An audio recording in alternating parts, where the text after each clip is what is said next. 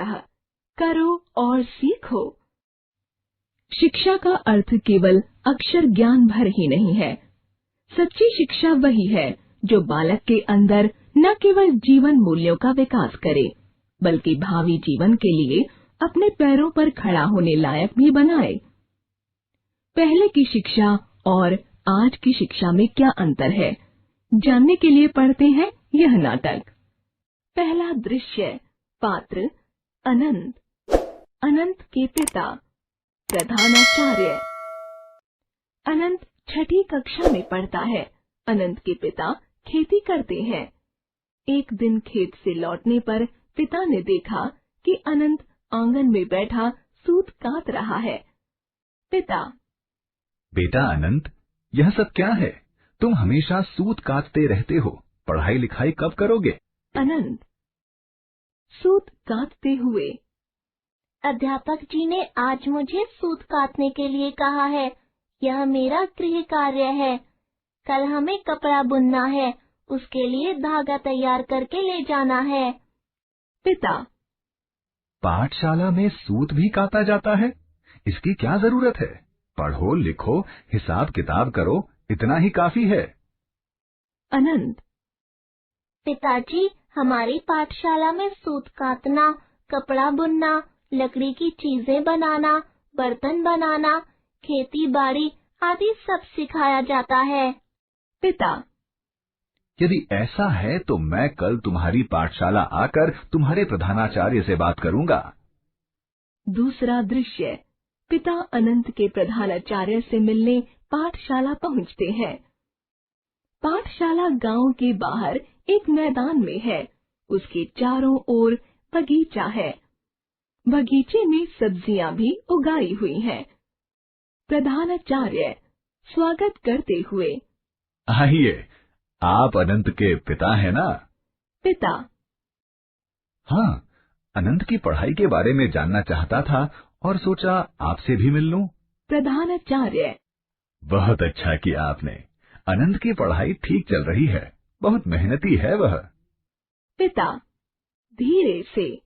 मैंने सुना है पाठशाला में सूत काटना, कपड़ा बुनना, लकड़ी की चीजें, बर्तन आदि बनाना और खेती बाड़ी का काम भी सिखाया जाने लगा है। इससे हमारे बच्चों को क्या लाभ होगा? प्रधानाचार्य। यह जानकर अच्छा लगा कि आप यह सब जानना चाहते हैं। आइए, मेरे साथ पाठशाला का एक चक्कर लगाकर आप स्वयं ही देख लीजिए कि यहाँ शिक्षा देने का तरीका क्या है। दोनों का पाठशाला के प्रार्थना कक्ष में प्रवेश। दीवारों पर चारों ओर महापुरुषों की तस्वीरें। हर तस्वीर के नीचे उन महापुरुषों की श्रेष्ठ उक्तियां लिखी हुई हैं। प्रधानाचार्य। यहाँ सब मिलकर प्रार्थना करते हैं, फिर विश्व की ताजा खबरों की जानकारी दी जाती है। इस समाचार फलक पर प्रतिदिन एक प्रेरक वचन लिखकर उसका अर्थ समझाया जाता है और राष्ट्रीय गीत गाया जाता है। पिता आश्चर्य से। यह सब आप करते हैं? प्रधानाचार्य। नहीं, यह सब बच्चे करते हैं। हम उनका मार्गदर्शन करते हैं और उत्साह बढ़ाते हैं। फिर प्रधानाचार्य अनंत के पिता को पाठशाला के प्रांगण में ले गए, जहाँ से सभी कक्षाएं दिखाई दे रही थीं।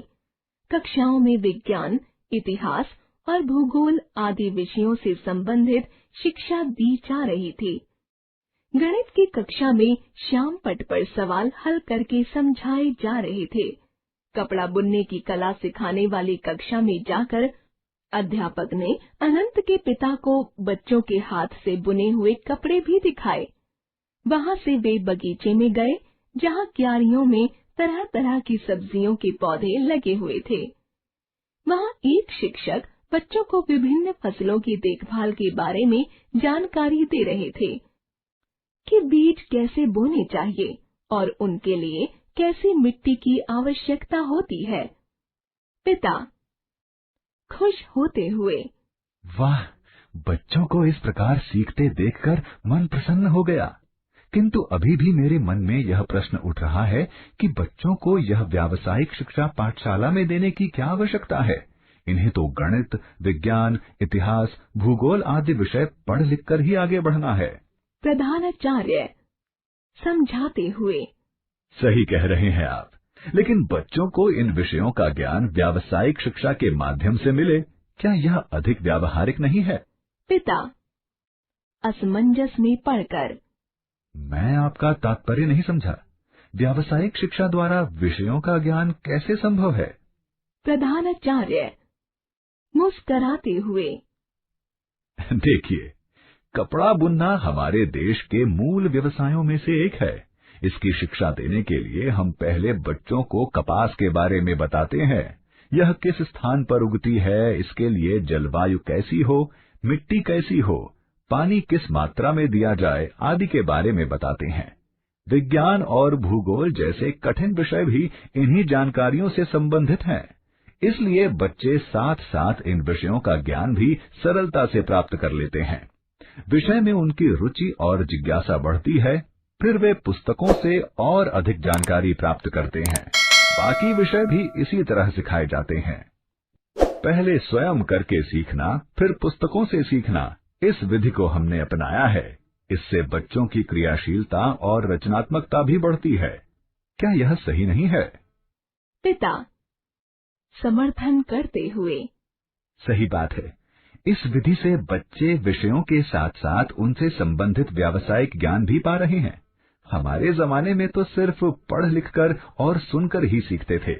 प्रधानाचार्य इस पाठशाला में बच्चे आँखों से देखकर, कानों से सुनकर, नाक से सूंघकर, हाथ से छूकर सीखते और समझते हैं। इससे बच्चों का आत्मविश्वास बढ़ता है। उन्हें लगता है हमने केवल पुस्तकों में पढ़कर ही नहीं सीखा है, बल्कि सृजन, लर्निंग बाय डूइंग भी किया है। यह बहुत बड़ी बात है। पिता आप ठीक कहते हैं।